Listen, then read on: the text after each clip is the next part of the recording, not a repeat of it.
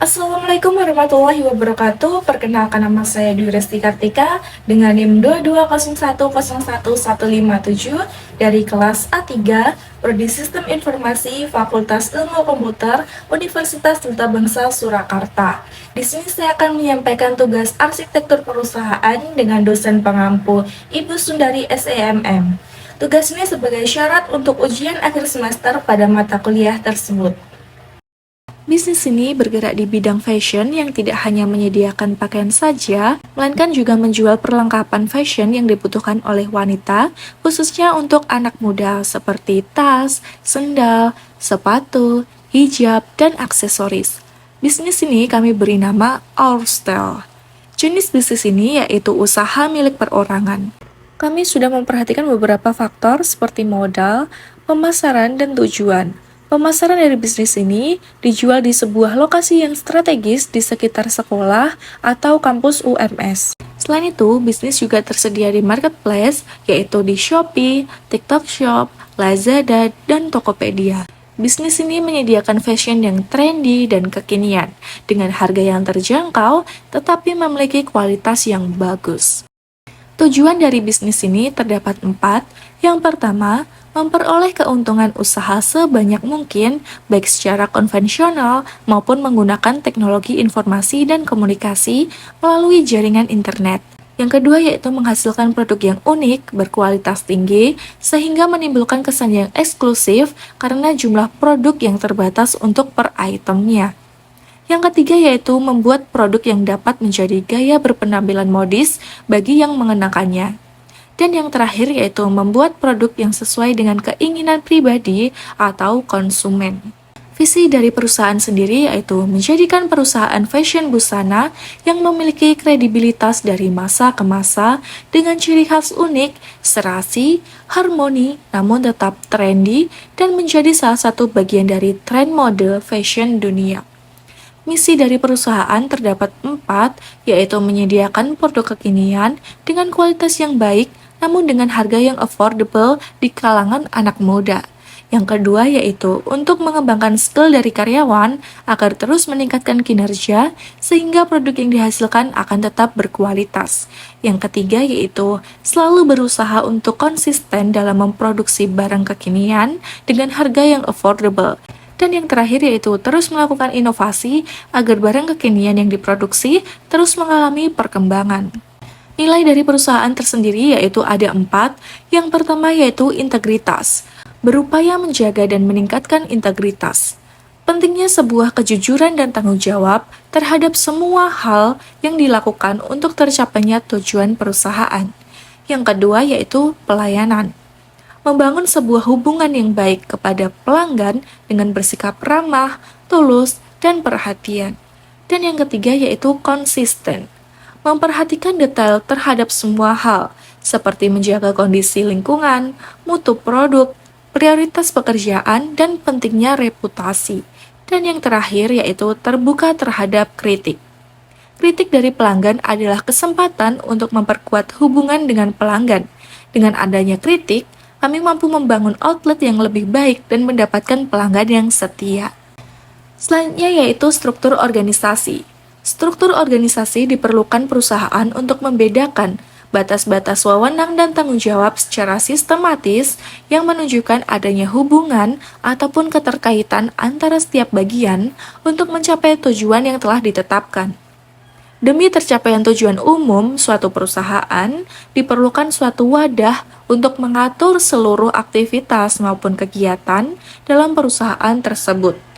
Melalui struktur organisasi yang baik, pengaturan pelaksanaan pekerjaan dapat ditetapkan sehingga efisiensi dan efektivitas kerja dapat diwujudkan melalui kerjasama dengan koordinasi yang baik sehingga tujuan perusahaan dapat tercapai.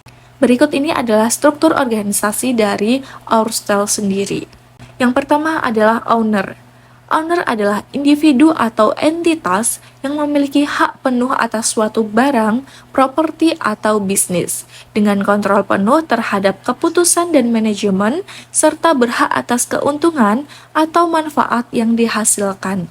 Sebagai pemilik bisnis, Tugas utama owner adalah merancang, mengimplementasikan, dan mengawasi strategi keseluruhan perusahaan untuk mencapai tujuan bisnis jangka panjang.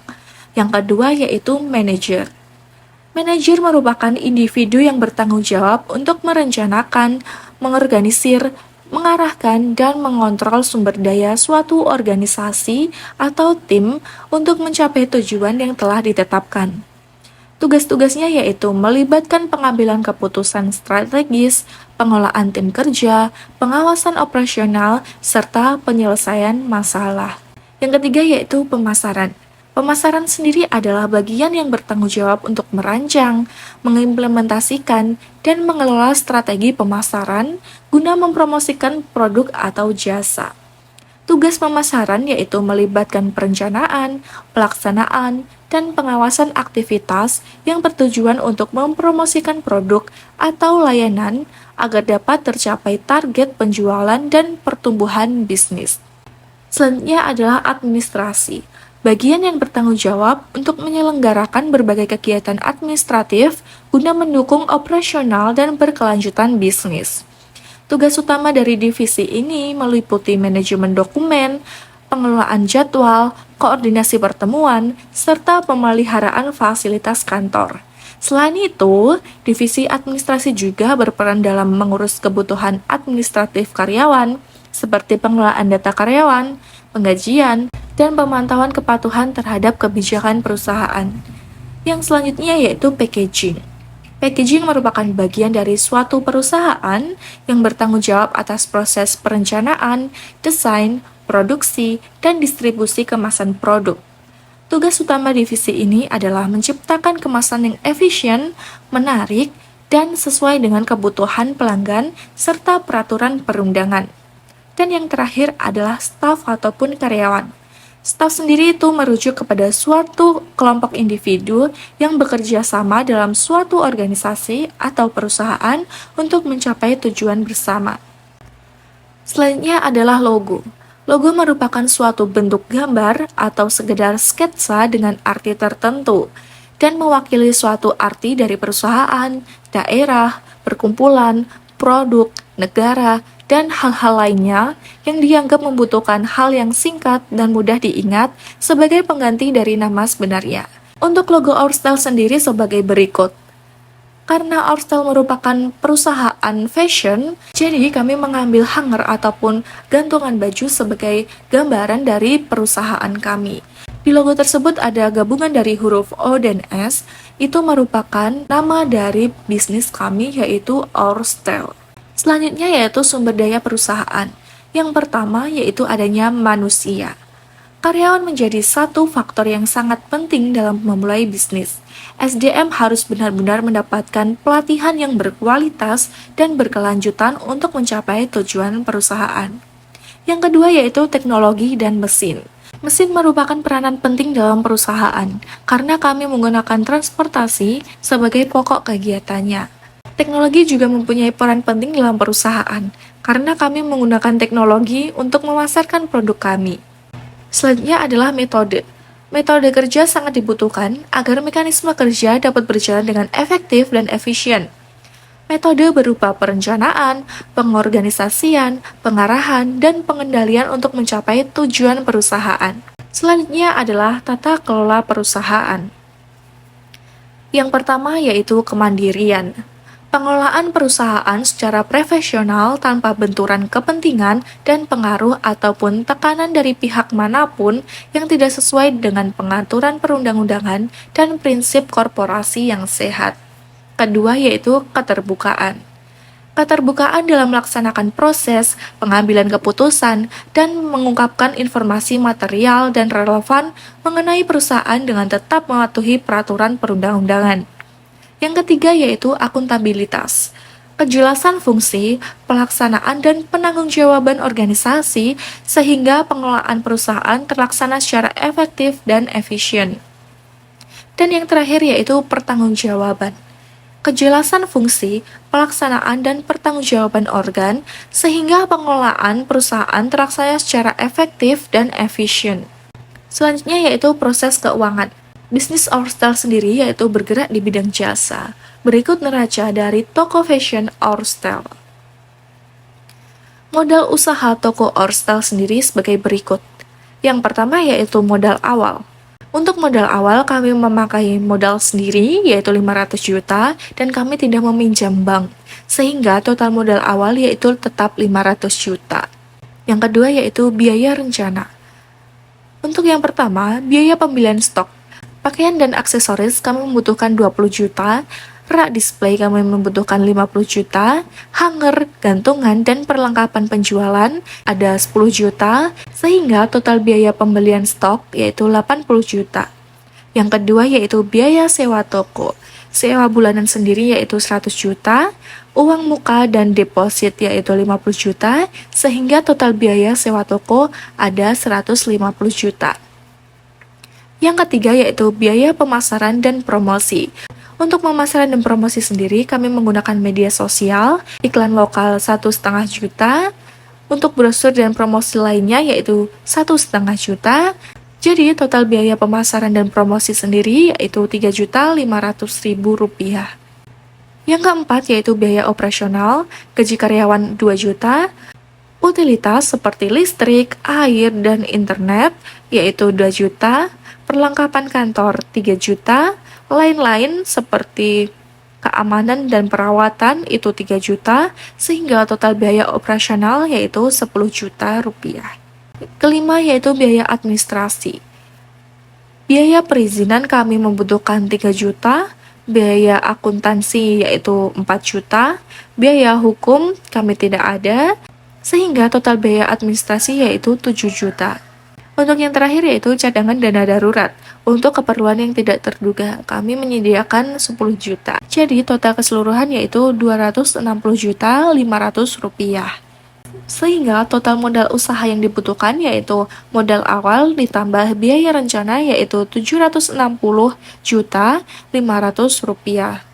Untuk neraca aset dan laba Ourstel selama 1 bulan, untuk bagian aset sendiri, yang pertama adalah aset lancar, yaitu kas dan setara kas, itu 20 juta. Persediaan barang, stok pakaian dan aksesoris, itu 30 juta. Aset lancar lainnya yaitu 10 juta, sehingga total aset lancar yaitu 60 juta. Untuk labanya sendiri yaitu pendapatan penjualan, dari penjualan offline itu 45 juta, penjualan online itu 60 juta, jadi total pendapatan penjualan itu 105 juta rupiah. Selanjutnya adalah biaya operasional, biaya pembelian stok itu 30 juta, biaya sewa toko offline itu 8.300.000, biaya pemasaran dan promosi yaitu 3.500.000, biaya operasional lainnya yaitu 5 juta, sehingga total biaya operasional yaitu 49.800.000. Untuk laba kotor yaitu pendapatan penjualan dikurangi biaya operasional yaitu 55.200.000. Yang ketiga yaitu biaya administrasi. Biaya gaji karyawan yaitu 10 juta, biaya utilitas yaitu 5 juta, biaya administrasi lainnya 5 juta, jadi total biaya administrasi yaitu 20 juta. Untuk laba bersih, yaitu laba kotor, kurangin biaya administrasi, yaitu 35.200.000, total laba bersihnya yaitu 35.200.000. Selanjutnya yaitu proses pemasaran. Kami memasarkan melalui sosial media, pemasangan advertising di majalah, surat kabar, radio, dan internet. Tujuan perusahaan dan pemasaran harus sejalan untuk mengembalikan modal yang diinvestasikan sangat bergantung pada pencapaian sasaran penjualan dan keuntungan yang ditargetkan oleh pemasaran. Selain itu, kami juga memberikan keuntungan seperti buy one get one free, diskon untuk beberapa produk, memberikan saran fashion untuk pembeli yang membutuhkan bantuan, memberikan pelayanan terbaik. Proses produksi. Produk dari toko ini adalah produk fashion yang terdiri dari baju, tas, hijab, sandal, dan aksesoris lainnya yang beragam. Dan para pelanggan bisa memilih sesuai dengan keinginan mereka. Kami bekerja sama dengan beberapa penjahit dan beberapa UMKM yang menyediakan produk baju dan aksesoris, sehingga kami bisa meminta desain baju atau aksesoris yang terkini. Proses bisnis lain. Di Ourstel sendiri terdapat 2 proses bisnis lain.